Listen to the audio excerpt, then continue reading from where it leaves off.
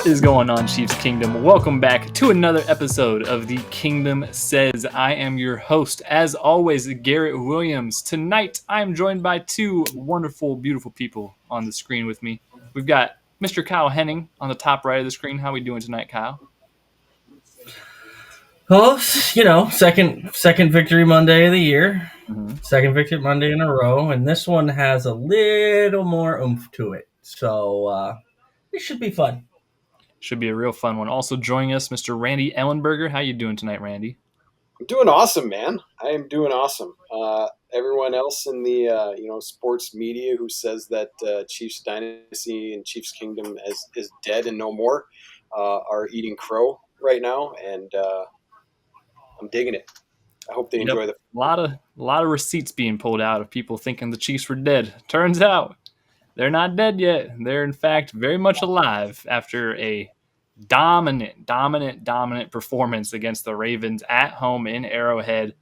Maybe one of the most fun games to watch of the past 2 years for Chiefs fans. I mean, that was just an ultimate beatdown from start to finish. Really, there wasn't a lot of stress throughout the whole game. I mean, we missed a couple opportunities early, but it's just the offense was firing on a level that we haven't seen them do this year. We're going to talk about the defense had Lamar in a blender. I mean, that was just a phenomenal thing to watch. It was just one of those games that we've been begging for years, where you just have to go in and just kick someone's ass. And that is exactly what the Chiefs did on Sunday in Arrowhead.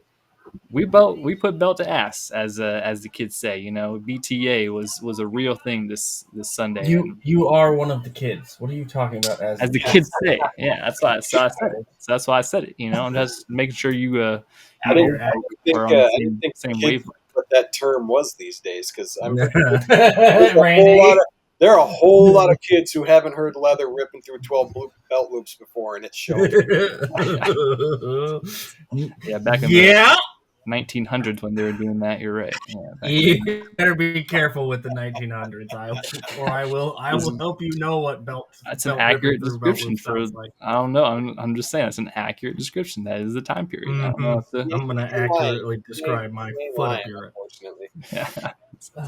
So we're here. We're going to talk about just the phenomenal, just the awesomeness that is Chiefs football tonight.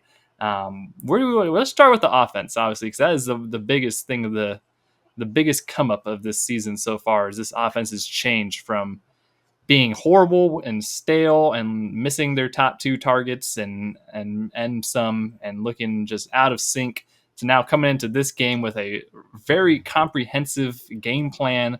You know, we saw so many under center runs, we saw play action, we saw everything. I mean, we saw everything a normal functioning offense is supposed to have, that the Chiefs offense just hasn't had, at least the first 2 or so weeks of the season, and even into last year. You know, there was definitely a lot of unfamiliar stuff in this game that we haven't seen from the Chiefs and Andy Reid and Matt Nagy. Hey, Matt Nagy getting some great credit for a great performance, but overall, I mean, the offense just turned it on and never let the foot off the gas either. I mean, we were scoring late into the fourth quarter, and it was awesome. It was a great time. Kyle, what did you think of the offense? They put Patrick back on the field up 30. Yep. So you guys familiar with the meme of the video of the dude playing the video game and he's sitting back in his chair and then all of a sudden stuff happens and he sits up? Mm-hmm. That's what the Chiefs offense did Sunday. And that's not just from the players' perspective. That's from the coaching staff all the way down to the last guy on the roster. Look, that looked like a team that looked at that game and went, I guess we should try now.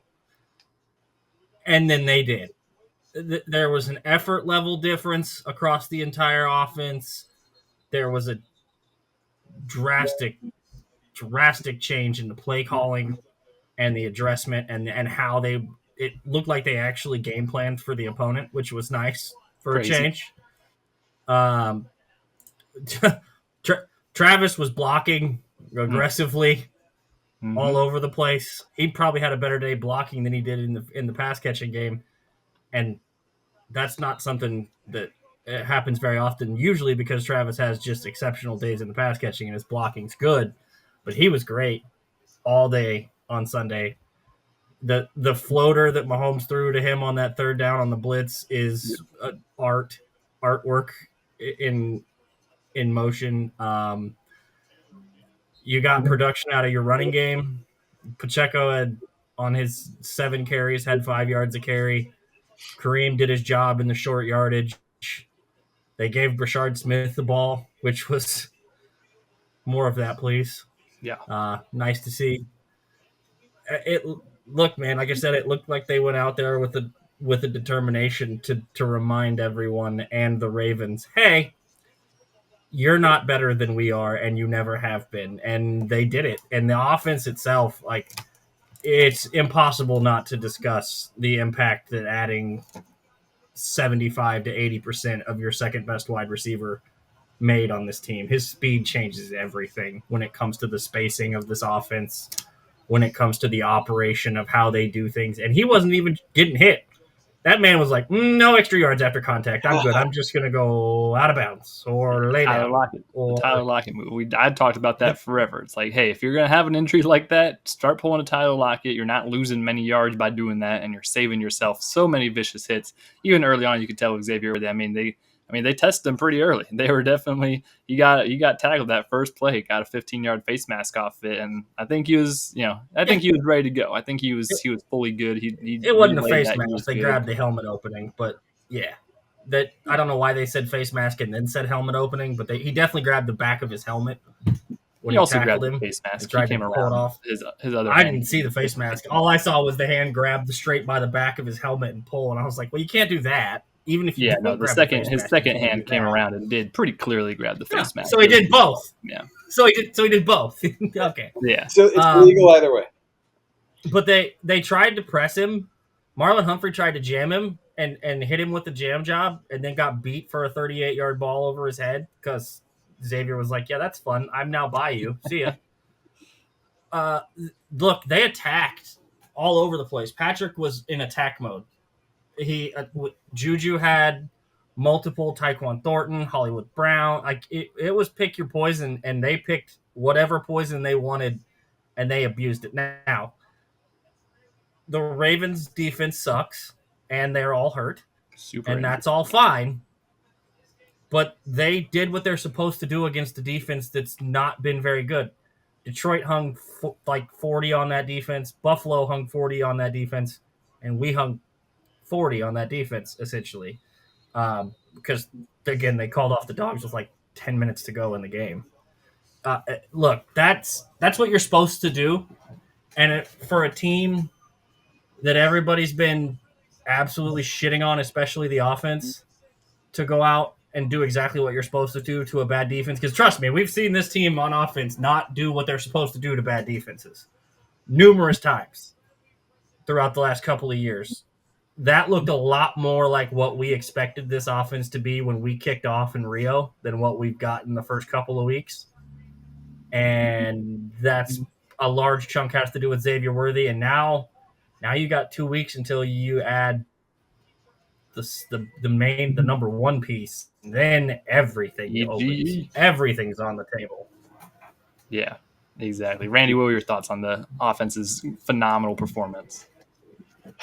It was just really, really nice to see the spark. It's like they woke up.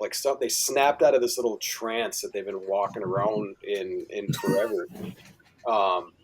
Like I was telling you guys, I was out doing some painting, so I didn't get to watch a lot of the game. I was listening to most of it, and I'm sure the neighbors of the house I was painting thought I was a madman out there hooting and hollering every time we scored. And it felt good to be excited and to have those opportunities to do a little celebrating when the offense actually shows up. And they got back to just some basic football. Like, how long have we been banging the table for them to get back to some kind of legitimate run game? We were under center. They were running downhill, less shotgun sidecar, snaps, which is not our running back's strong suit. They are get downhill type guys. bringing in extra offensive linemen. They ran a lot of offensive sets with six O linemen. I mean, that brought the play action into place. We were able to get a couple easy dump offs to Kelsey and Pacheco and Juju. Like this is what our offense, can and should look like on a regular basis. Like have some balance, and just get back to some hard nosed football and find your identity. If when things are struggling, like you need to get back to some bread and butter stuff that's easy to do that you can hang your hat on. Yeah, it was fun to watch. It was fun to listen to. It was a good day to be a Chiefs fan again. And it's going to get a lot of these guys that are talking shit about us, to shut up for a bit and get their heads on straight. So Yeah, no, it was definitely a super fun offensive performance to watch. I mean, yeah, just celebrating all of the multiple touchdowns, the deep ball to Xavier Worthy, the end around to Xavier Worthy, like Pacheco running pretty good. The second game we've broken 30 in the last season and a half. We had one last year that was the AFC Championship game. Yeah, that was one of the higher performing or higher scoring games for the Chiefs in a while. This is Patrick Mahomes' first four touchdown game since like October of 2023. Yeah, so that's huge. Also, another pretty significant Pat stat, becoming the youngest player ever to throw 250 touchdown passes and doing it on a phenomenal just play action under center rollout to Pacheco in the red zone situation, and just a beautiful walk-in touchdown, great play design, stuff like that. That's like, man, it's been so long since we've seen just basic, easy stuff like that. And the confidence of everyone seemed to be so high after a certain point. Pat was back there and he was feeling it. I mean, Pat was having himself a great day, fully confident back there behind that offensive line, not super antsy or giddy at all, not super hesitant. He was pulling the trigger pretty quick on a lot of different throws, especially that one to Juju for the touchdown. Just absolutely that was missile. Yeah. A missile right into there, threading the needle between two guys. Just a great, mistake-free game. We didn't have any back-breaking penalties or anything like that crazy. Like Jawan Taylor did not get his name said. I know, no penalties. Shout out to Jawan. That's all we ask is to not get your name mentioned, and he's done pretty good these past 2 weeks. He had a good weekend. Yeah, got to give credit where credit's due. He also just got engaged, to shout out to Jawan for getting engaged as well after that. So it was just a refreshing game, just being excited, being confident, like, hey, fourth and whatever. The Chiefs converted like 3 or 4 fourth downs in that game, fourth downs, and a numerous amount of third downs. It's like, just for once, you just sit there and you're like, yeah, we're going to get this. Yeah, we're pretty confident. And Andy challenged something. Andy challenged something that he absolutely should have challenged and didn't hesitate and won the challenge. But it was like I said, that should have been challenged, because what's this new Hawkeye for if you're not fixing that? Well, the Hawkeye only matters if they actually spot the ball where it goes. So that's what I've said from the beginning with this new Hawkeye technology. Well, that's cute. The problem is it's never been the issue on where the chain gang was lined up, you dummies. It's the fact that your officials can't spot the ball to save their lives. That's the problem. But, we fixed it. No, you didn't, because all you did was put a camera, turn chains into a camera, and nothing else changed. So, the spot was one of the worst spots you'll see. The spot was off by a full yard. He didn't miss it by a couple of centimeters or a couple of inches. The fact that Andy had to challenge that and they didn't just radio down and go, no, you missed that, please fix it, is a bit annoying. But, so here's the thing. I do have to slightly apologize to Travis. I said stop throwing him the ball in the flat like he's going to make a bunch of guys miss, and then he went out and made like 3 guys miss. Yeah, he did have that one. Okay. He did make a couple guys miss. I apologize. I guess he still got a little bit. I am sorry. You still have enough juice to do that stuff sometimes. I just wouldn't ask you to do it every time. It was just really nice to also see us not get in our own way. Yeah. With the stupid, illegal formations and the false starts and the bad holding penalties and a dumb interception here or a drop pass here. Like, we just shored up a lot of things, and we actually looked like a football team that knew what we were doing again.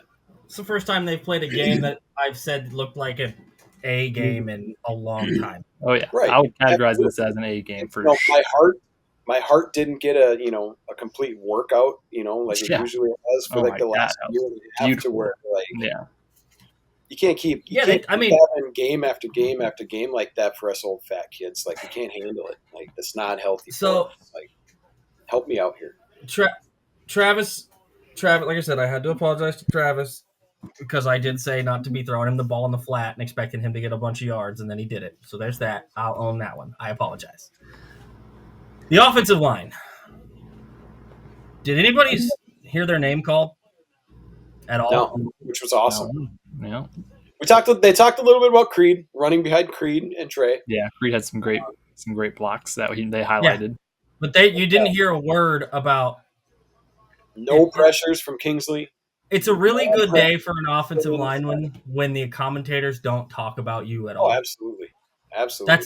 That's your aim, as most offensive linemen will tell you. My goal is to never once be mentioned on the broadcast, and if it is, it better be for something good. Yeah, unless you're just flat out pancaking or blowing somebody up. Like, yeah, you don't want to. Yeah. That's Creed and Trey. That's kind of what they do. I will note Patrick giving Josh Simmons his shine for that lead block 23 yards downfield. Dude was that moving. poor unsuspecting.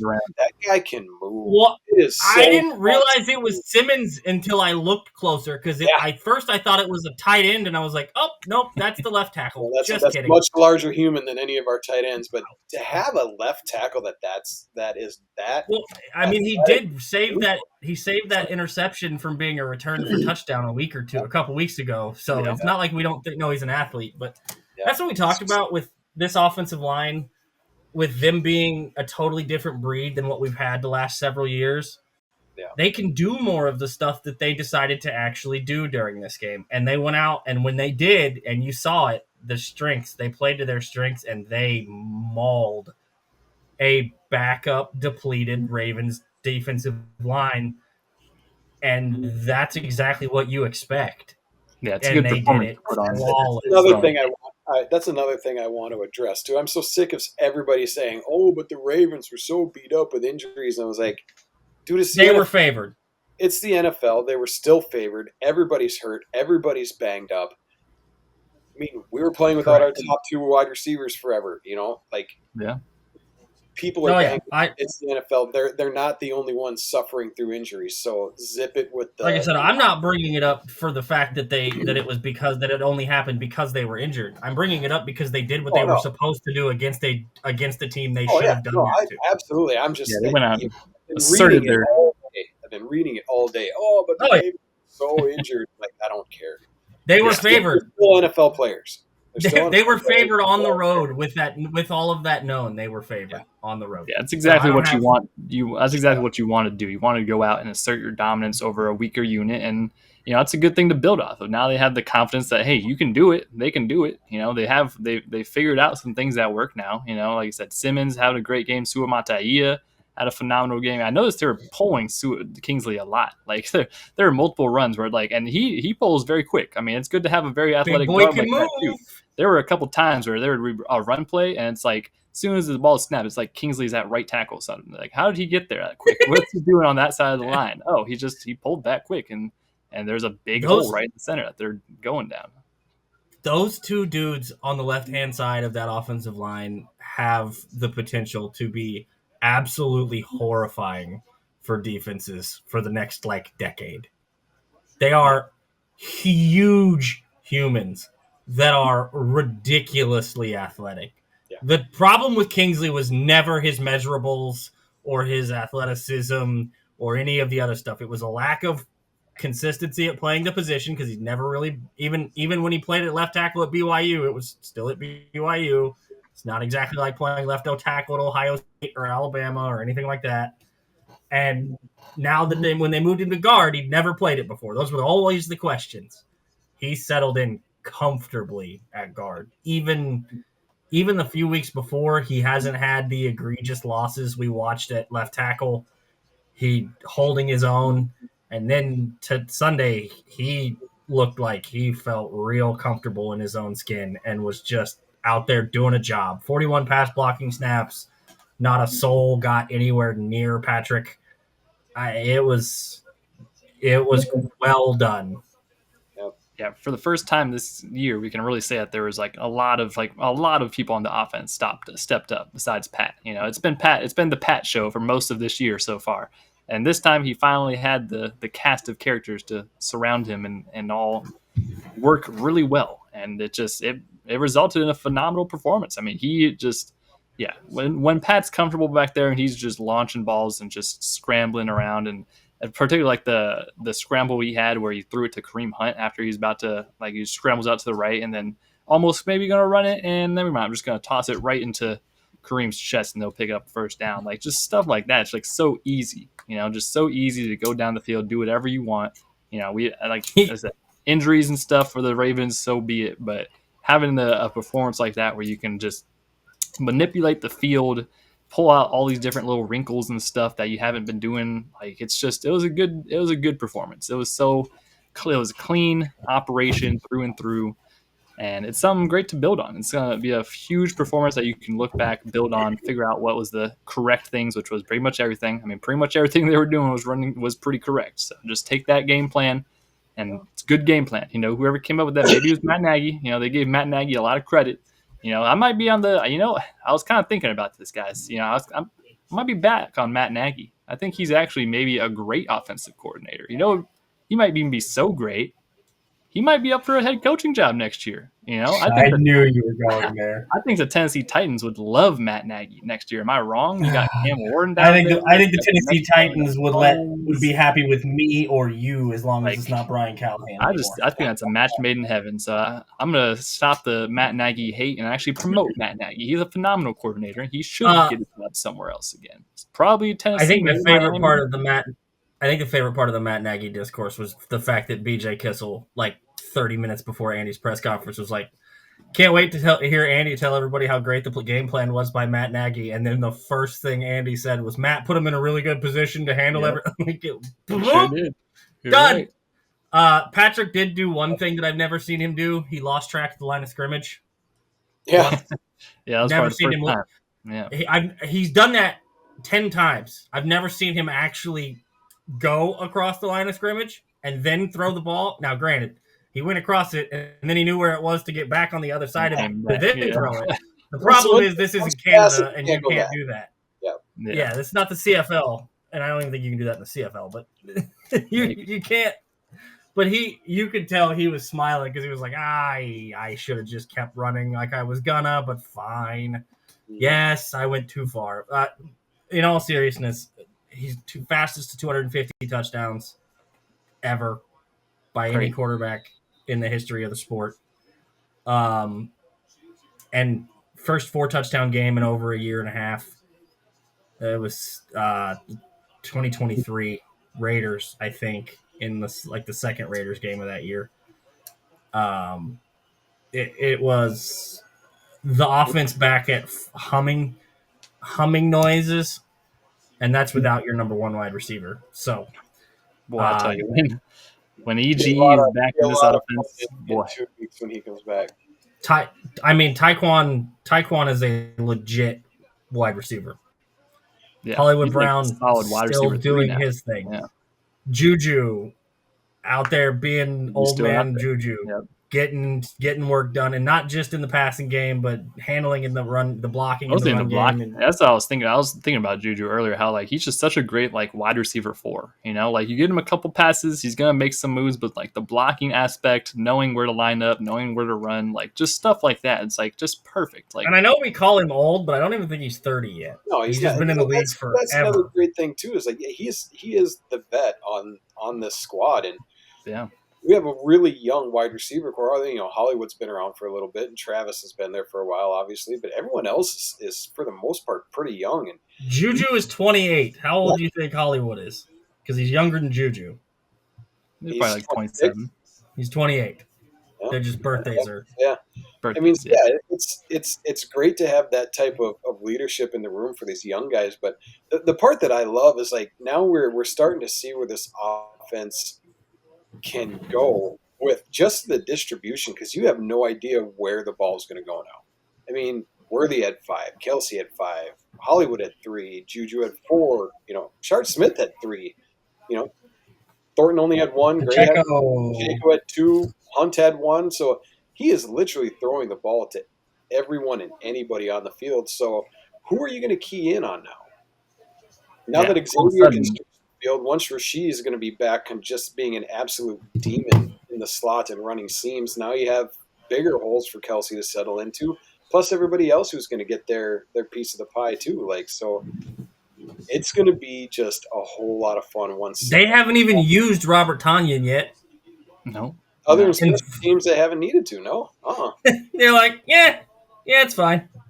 It's Yeah, Sunday. it's been the dispersion and the sharing all the different targets and all that stuff. Yeah, it's so impossible for a defense to game plan against eliminating just one guy when you have so many guys that are stepping up and making huge plays like that. Before we move on to the defense, we got to highlight once again Brashard Smith because he had his best game yet, and they were giving him a lot of looks. They were definitely like the confidence level in Brashard Smith is crazy, honestly. Pat's more confident in Brashard Smith than like any rookie running back I've seen him with in his whole career. It seems like he has a After immense level that of first, confidence. Yeah, go ahead. I was saying, he just has an immense level of confidence in the ability of this kid, and it pays off. Like he had a drop early on a little check down, and then the next check down they threw to him. One of the better contact balance plays you'll see out of a Chiefs running back, like just staying on the sideline, getting like 20, 25 yards out of a little just check down, like things like that, yard after catch stuff like that we just haven't seen in running backs for the Chiefs in the past couple of years. So this is a very great breath of fresh air for the offense, and having a running back that's versatile like that you have the confidence in, it's going to lead to some great things. I'm sure they're going to keep on increasing that share for him and getting him more involved in the offense, and that's going to be good. That's going to be a good thing. I think that's going to be very good to see more Brashard Smith snaps. So the first one wasn't a drop. He fucking stopped.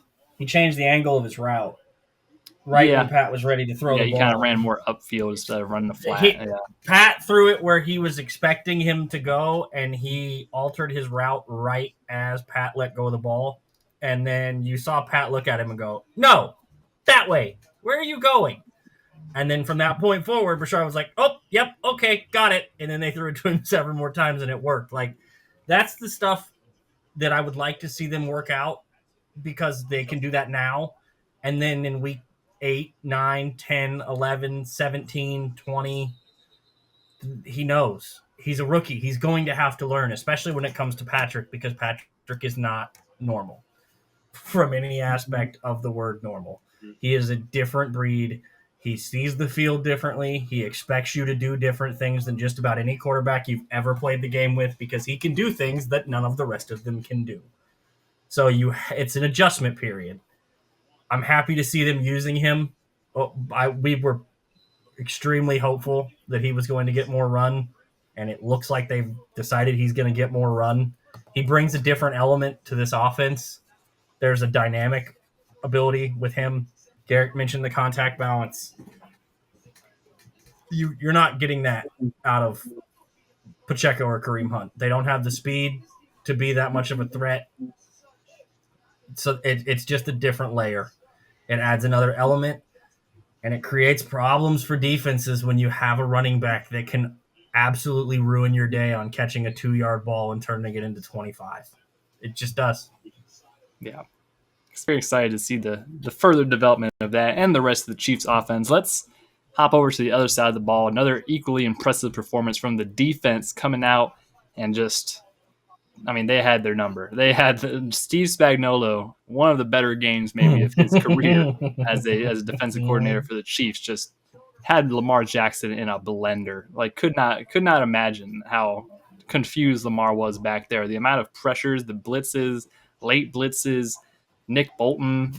Like who would have thought Nick Bolton would be the most successful blitzer on the team? But he was balling out, and then it was once again belts to asses for the entire 3 quarters that Lamar was in, and then at the end of the third quarter, they as Kyle is visualized on the screen, Lamar goes out with a quote-unquote hamstring injury. Doesn't seem like there was many trainers around him or anything. Didn't seem like he was in a lot of pain. He just kind of Did you see walked Did you see how they treated his hamstring injury?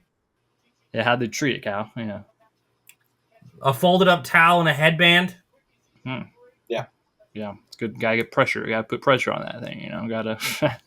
Yeah, so you could tell that the Ravens, they just could not get anything going offensively for most of the game. Derrick Henry only had 8 carries on the game. He got shut down completely. Honestly, Justice Hill was their more successful running back for the day, which Because he got one long garbage touchdown. yeah, well, yeah, not counting the one at the end. Even still, it seemed like he was a little more successful in some of those looks. But I mean, Yeah, because they weren't looking to stop him.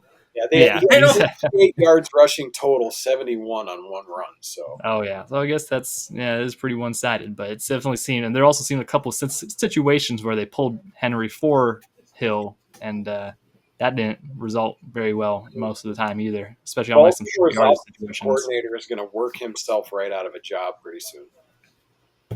Yeah, well, the defensive coordinator's working on it too because Zach Orr is on their hit list. I mean, it's rough down there in Baltimore, but hats off to the defensive line stepping up and getting a lot of pressure, and the type of pressure that works on Lamar too. Like that's one of the things you always have to remember. Like you can't get traditional pressure on a guy like Lamar Jackson. Like you have to have an extra guy who's spying him, and you have to be containing, and you have to do all these things while still getting penetration and pressure. And they did it. I mean, they did it. They were working over that offensive line. Like Chris Jones having a great game after coming into the stadium 18 minutes before the game. Like that was crazy. George Karlaftis had a good day. Like it was just the starting up front and getting pressure on Lamar, even without all the blitzes, because obviously the blitzes, those were hitting too. Though I tell you what, those were also hitting. But the front 4, the front 5-ish, or however you might say for that pressure, like they were getting home too, and that's where it really starts with a good defense, is having that front 4 be able to get some pressure on the quarterback and get him answer back there. And the key with playing against guys like Lamar Jackson and Josh Allen with their ability to run the ball is to not take yourself out of the play and run so far upfield that you create running lanes. Like they were really disciplined in maintaining their gap assignments, maintaining the line of scrimmage, forming a pocket to try to surround Lamar instead of just rushing upfield and allowing him to escape. Like it was great when that first sack with Tillery is like, yeah, they maintained. They didn't get out of position. He tried to jump up. That man ran into him. Tillery was right there to wrap him up. So that's the kind of thing we need to do against quarterbacks like that.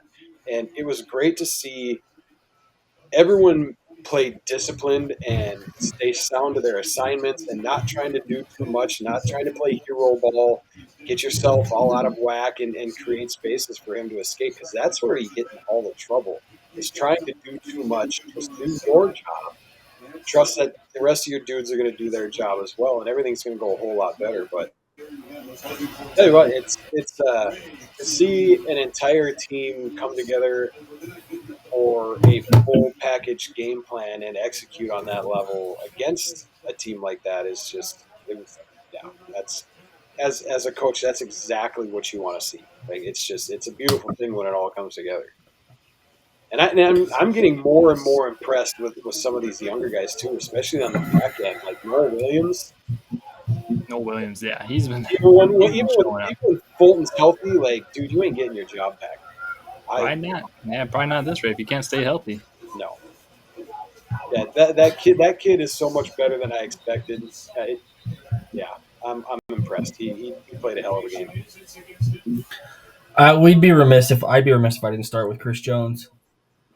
To be in another state, fly on a plane, land 45 minutes before kickoff, get a police escort to the facility, get in and make it to the run out of the tunnel warm-ups, and then go out and not really miss a beat.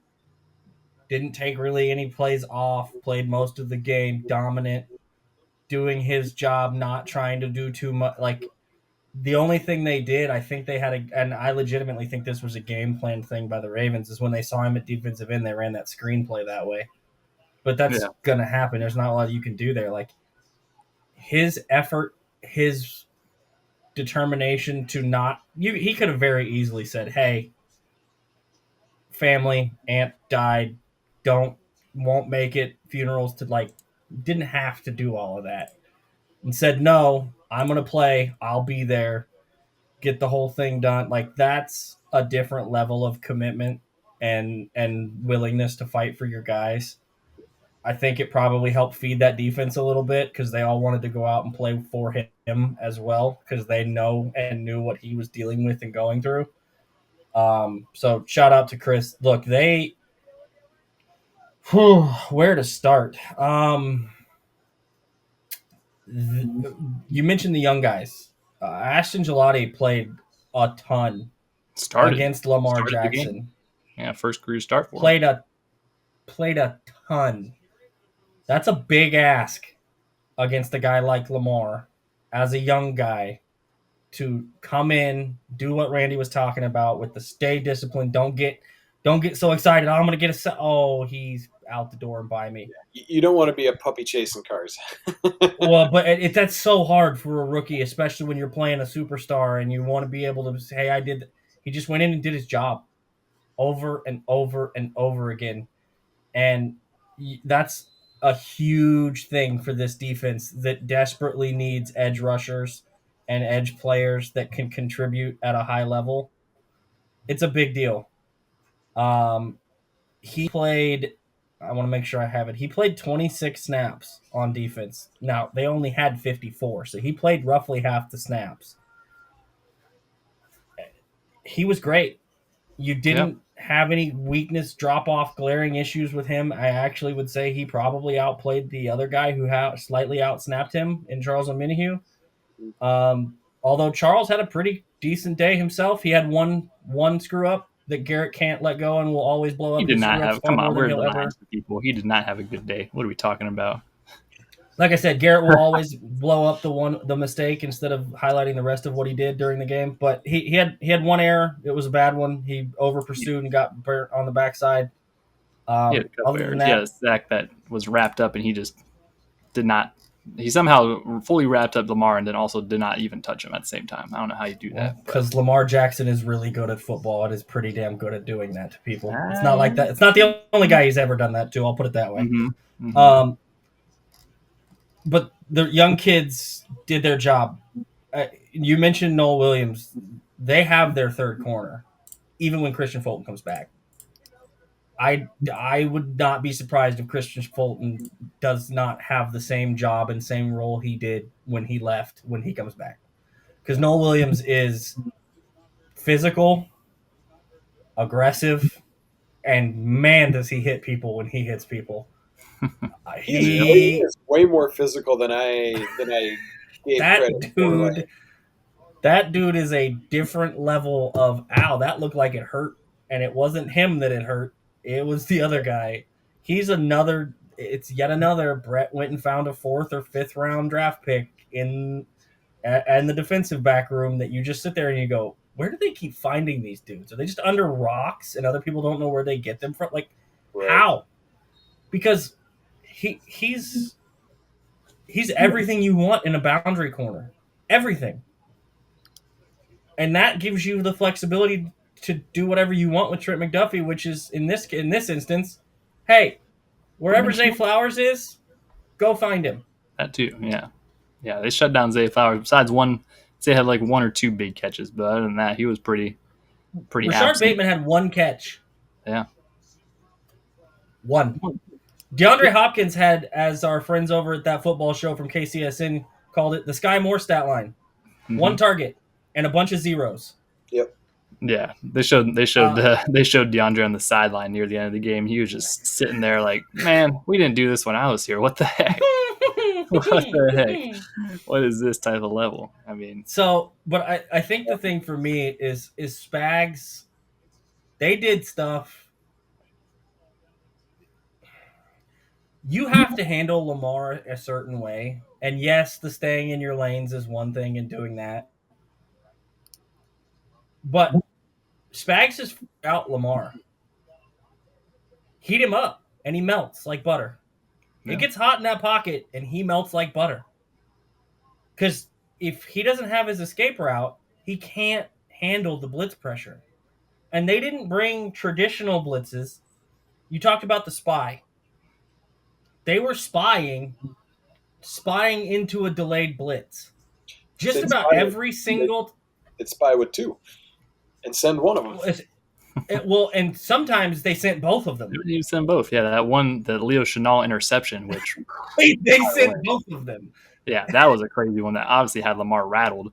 Sending Drew Tranquil initially, then Nick Bolton also coming in behind on the him. delay. It was a delayed blitz. Yeah, Nick was a delayed spy. I tell blitz. you, they put some in Nick Bolton's Wheaties this game because he was out there moving faster than I've ever seen Nick Bolton move.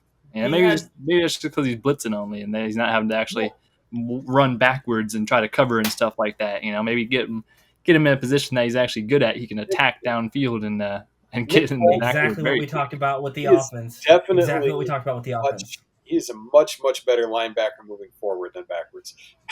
Yeah. Yep. Which we've known since he was at Missouri. Like, this isn't a secret. No. Yeah. Look, it's the same conversation we had about the offense. They played under center with the run game. They lined up and they let the offensive linemen move and get themselves out in space and get downhill on guys and make problems. They did the same thing on defense. They put guys in position. Now, I would have gone, you could have asked me a lot of people that would have made a one-handed interception on Lamar Jackson, and I would have gone through a lot of names before I got to Leo Chenal. A lot of names.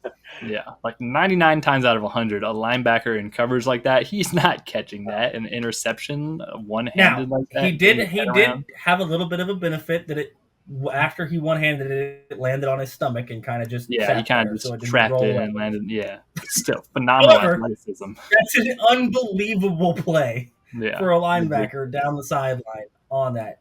And Nick Bolton was about to disintegrate Lamar Jackson before he threw that ball. Yeah, like that's why that throw was the way it was. Lamar's going to see Nick Bolton as nightmares.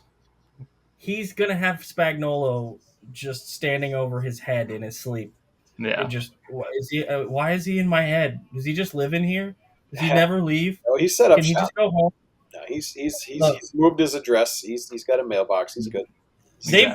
They've completely destroyed his confidence when it comes to playing them. He can't do the mental block that exists with this Chiefs defense when it comes to them is unbelievable to watch. He turns into Sam Darnold seeing ghosts. It's crazy how he's just not the same. Like he does stupid stuff against us that he doesn't do with anybody else. Like that fumble, he ran into the back of his own dude and fumbled that ball. Yeah. He knocked it out off his own lineman's shoulder. The interceptions. Hold on, the interceptions he threw. Nick Wright.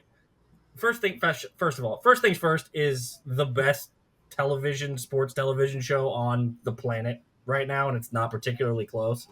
The bit with Chris Broussard in the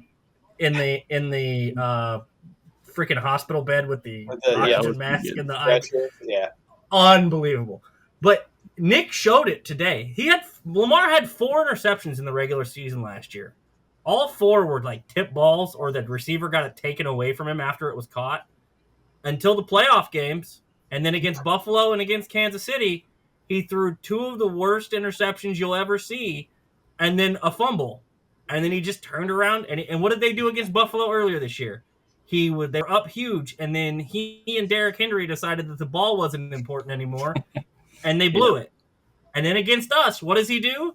He throws a horrible interception because he's heated up, and he just unloads it, and then he fumbles off his own guy. Yeah, fumbles trying to scramble to run away. Dude, yeah. Another thrown away, grounding call with the Nick Bolton blitz in his face. That was another one. It's like, which was a sack essentially. Yeah, he had like 5 killers. He cannot handle what Spags does to him because they can't diagnose it and then take away everything he does well. And when you do that to him, he struggles. And I know that sounds cliche and stupid, because that's the goal of all defenses is to take away what the other team does well.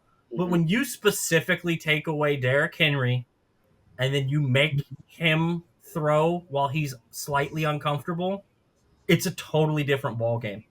And they do it every time they play them. Every time.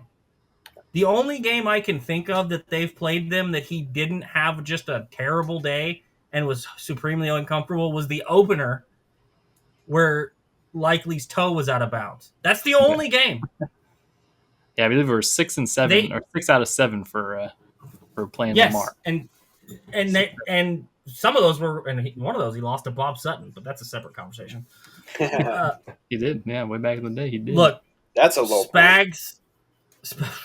Spags deserves as much credit as anybody for what this win was, because he went in and identified exactly what they needed to do, drew up the game plan, and they went out and dominated that Ravens offense. Derrick Henry had 8 carries for 42 yards. Most of those were in the first quarter. I think he had 31 yards on 4 carries to start the game. Yeah. After that, he had 4 carries for 10 yards. That's what you got to do. We talked about it. We talked about it in the pre-episode that the Chiefs usually have Derrick Henry's number, but you can usually figure out how to stop him. I mean, we had a big, and even in short yardage, we had that big, third and like 1 stop that they ran it up the middle, and they got absolutely pummeled in the backfield. And what did they do after that, Garrett? I forget what they did. They started taking him off the field on 3rd and short. That's he true. Was off the field for 2 consecutive 3rd and 1s. Yeah, they put Justice Hill in for a couple of those short yardage situations. And both of those led to terrible results. I'm about to say, I think one of them, Lamar just threw it away on 4th down, basically, and then the other one, those are no, he threw it away on 3rd down. Cooper Rush threw it away on 4th down. Yeah, but those I guess Lamar did throw one away on 4th down. Comment I made earlier about their OC, trying to give his job away. Like, dude, I don't care who you're playing or what the situation is. When you have Lamar Jackson and you have Derrick Henry, and you're at 3rd and 1. Why is Lamar throwing the ball? Your play call list should be really freaking short. Yeah. And it should have 1 freaking name on it. Like, yeah.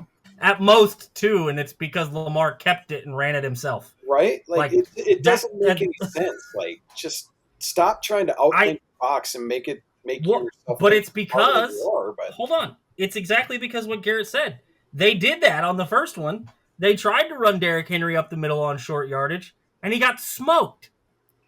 More often, they got mauled. More often than not, though, Derrick's going to get that yard. I would agree with you if Nick Bolton wasn't on the other side of the field and seems to have Derrick Henry's number, because he did it to him in Tennessee. He's done it to him the entire time in Baltimore. Yeah, Nick Bolton had. We made the joke on the preview episode. Nick Bolton needs to send Derrick Henry a Christmas card every year, because the reason that man is making $45 million over the next 3 years is eating Derrick Henry's lunch every time they play. Mm-hmm. Legitimately. And what he does to Lamar and Jalen Hurts types quarterbacks. Look at his all the crap I've given and said about Nick, about him being bad in coverage, which he is, about him having some deficiencies in his game. All of those are true. But what is also true is what he does against some of the most elite players on the planet every time they play him. And it works. It doesn't always work against everybody else who doesn't have the fear of him that they seem to. Yeah, but for Derrick Henry, box linebacker. For Derrick Henry and guys like Lamar Jackson and Jalen Hurts, and even going back to the Philly game, Saquon Barkley didn't have any fun either. Like, nobody had a good time. When he's playing downhill and being allowed to spy and blitz and do what he does well, he's really tough to deal with for defenses. Just don't ask him to cover tight ends on 3rd down.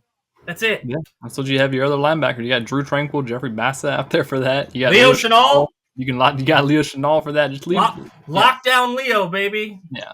Spags is an idiot. Obviously, he knows the deficiencies and the strengths of these guys' games. So it's just about getting them in the right spot and continuing to utilize them in their positions. They have that down to a science with Baltimore.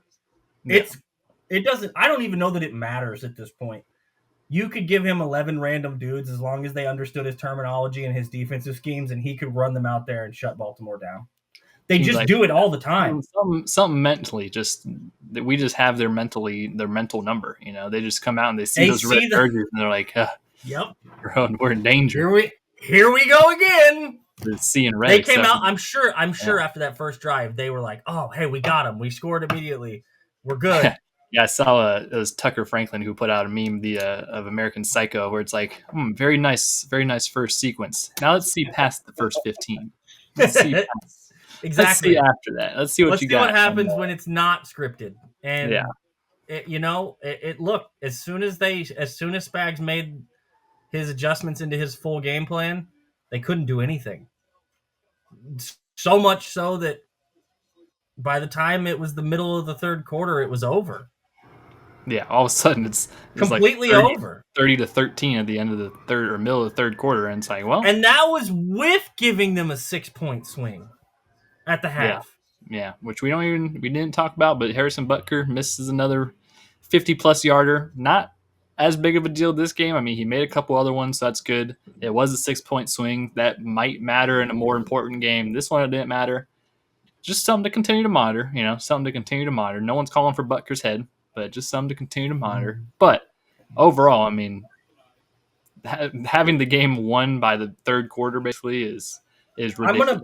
I'm gonna present something I was thinking about watching him kick field goals and then watching the kickoff. I think he's thinking, and I know we talked about him like overthinking before, but remember on kickoffs for years, the kicker was just like, I'm just going to deposit this 12 rows into the stands, and we're going to give him the ball at the 25 or 30 yard line, and I don't care. Yep. Well, now they've got him trying to half pooch it into this window and make it bounce or get him to catch it inside the field, and he's not just blasting it. No. And I can't help but wonder if some of that is carrying over to him kicking field goals where he's thinking instead of just kicking. Yeah. And if players think is a bad idea. Because those dudes get little gremlins on their shoulders that start to talk to them, and little voices in their head and tells them that they can't do this, they shouldn't do that, and you're going to shank it this way or that way. Don't kick it too hard. Exactly. Don't have those guys think. Don't put too much on their plate. Like, they just need to line up and kick the football. That's all they should need to do. It stinks because I don't necessarily maybe you see if Matt Araiza can do kickoffs. I mean, maybe. I mean, he did kickoffs in college. I mean, it was a different kickoff, obviously, because he was still just blasting it. That's what I'm saying. That's what I'm saying. He's a punter. Necessarily a hard thing to do. I mean, you just gotta have to kind of half kick it or something. I mean, it depends on what strategy. But it does, right? Because Toad wants the returns. Like, he wants the other team to return the ball. Everyone should at this point. Well, Harrison doesn't care about. That's not what he does. Like, Harrison's best thing is he is lethal from long range with a big leg. No. That's his thing. You don't need him to try to control and pooch things. Yeah. Trying to chip shot stuff into a little zone so that everybody's happy about where the ball starts out is not his thing. Don't ask him to do it. See if Matt Araiza can drop the ball at the 6-yard line with the kick. Instead, what's the worst that happens? They get it at the 35? And potentially you have a more athletic guy out there covering a kick. That's kind of the thing with Justin Reed when we had him out there. It's like, you have an extra tackler now too. Not to say Harrison Butker isn't a good tackler, but Matt Araiza is a pretty good athlete. So it's minor things. If I had to pick one of the two to go out there to make a tackle, I'm not picking Butker. Yeah. Also more important to the program. And like I said, my thing is to get him to stop having to think so much so that the field goals go back to what they used to be, which is pure automatic.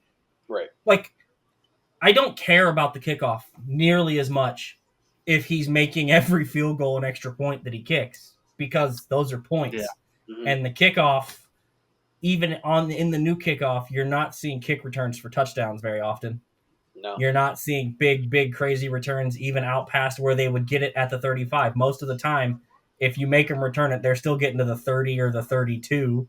So that 3 yards does not matter to me as much as 3 or 4 points do. Yeah. And with how this defense is playing too, I mean, I care even less. Yeah, they're finding a couple extra yards if that's the.